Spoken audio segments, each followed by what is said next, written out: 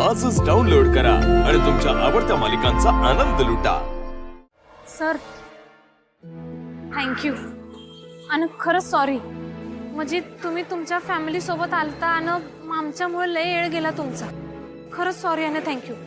आम्ही जातो आता आमचं। हा अरे हो एक मिनिट काय सॉरी काय थँक्यू काय तू ना हे असं बोलून लगेच परक करतेस पण आता वेळ प्रसंगी आपलीच माणसं कामाला येणार ना।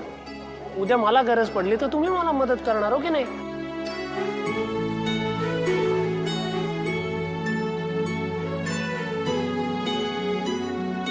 मी काय म्हणतो आपण मूवी बघायला जाऊया काय नाही शा?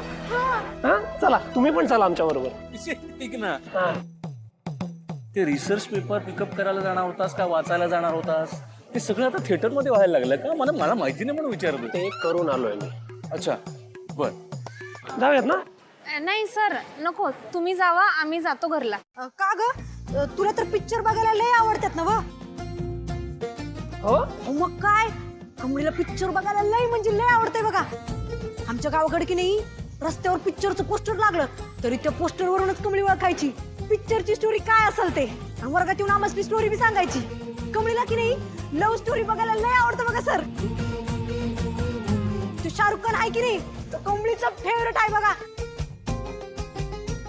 त्याचं कुठलं गाणं हा त्या गाण्यावर कमळीला नाचत्या कसं ग ते? हा चलो छैया छैया छैया छैया चलो छैया। अगं मलाही शाहरुख खान खूप आवडतो। अरे परवा पण आमिर आवडत होता ना?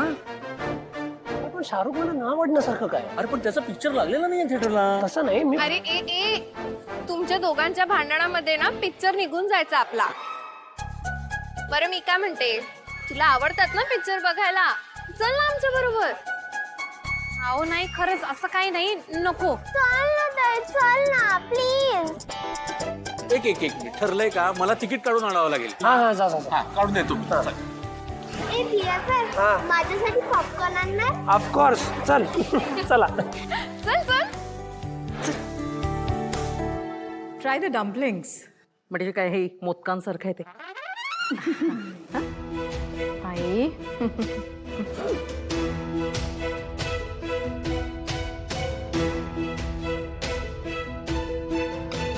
वाव तारा हे कमाल आहे। तू स्वतः केलंस? नाही मी घरात काय स्वयंपाक करायचा हे ठरवते। रागिणी तुमच्या घरी तूच करत असशील ना स्वयंपाक? ॲज फिर एज आय नो अन्नपूर्णा ताईंना सगळं एकदम ऑथेंटिक आणि ट्रॅडिशनल लागत असेल। मी आणि स्वयंपाक सिरियसली नाही तारा माझ्याकडे इतका वेळ सुद्धा नाहीये। पण हो तुझ्या शेफने मात्र कमाल केली हा। वाह मजाच आली। Thank you so much. तुला तर माहिती आहे रागिणी मला सगळं परफेक्ट लागतं। मग आमचा शेफ असू दे किंवा तुझी होणारी सून।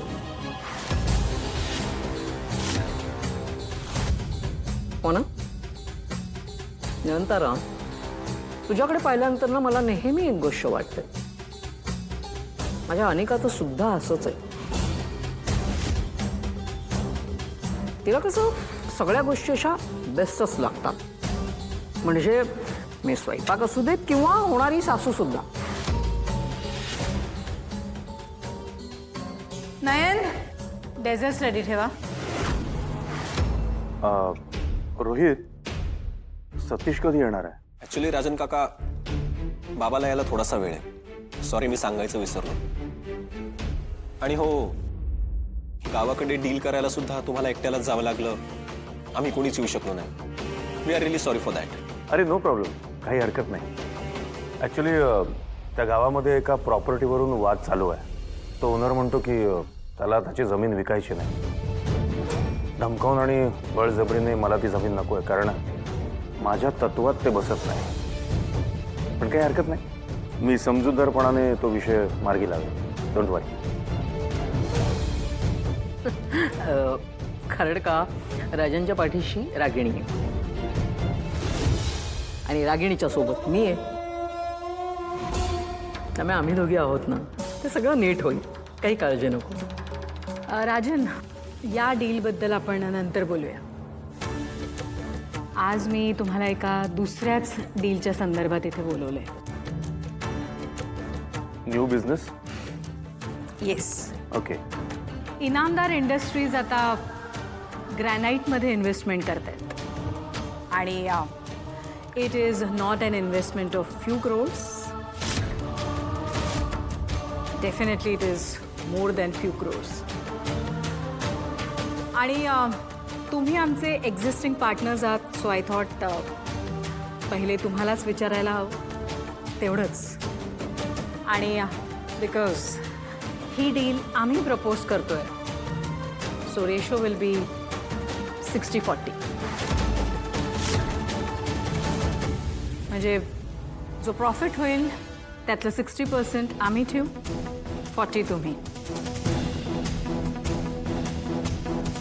सॉरी नयनतारा, मला असं वाटतं बिझनेस हा बरोबरीने व्हावा, कारण दोघेही तितकंच एफर्ट्स घेणार आणि रिस्क सुद्धा, तेव्हा प्रॉफिट शेअर हा सारखाच असावा असं मला वाटतं. I don't think we are on the same path this time. अरे राजन, काय बोलतोयस तू? कारण अगर रिस्क तेवढीच आहे. मग असू दे ना. नयनतारा जे काही बोलते योग्यच बोलतेय. आणि तसंही ही ऑफर तिने आणली म्हटल्यानंतर हा मुद्दा सुद्धा कन्सिडर केलाच पाहिजे. आणि राजन, 40% कमी नाही आहेत. Nayantara, we are in. Ragini, I understand, पण मग संपला विषय, झालं. नयनतारा, आम्ही ओके आहोत. तू डॉक्युमेंट्स बनव, आपण ही डील क्रॅक करूया. ग्रेट. Desserts please.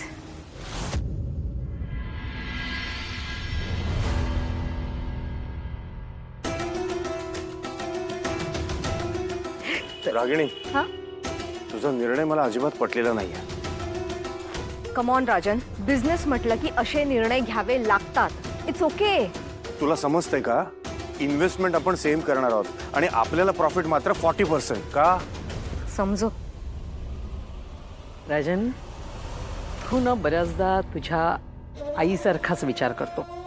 कधीतरी जरा वेगळा विचार करायला शिक ना. आता तू हे जे काही प्रॉफिट म्हणतोयस, विचार कर, आपली अनिका या घरात जर सून म्हणून आली तर तुझा हा प्रॉफिट किती टक्क्यांनी वाढणार आहे कळतंय का तुला? येतंय का लक्षात?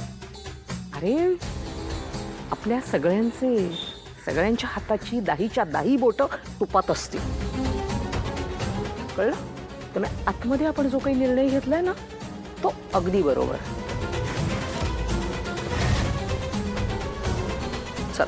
चला निघू, चला या, कम.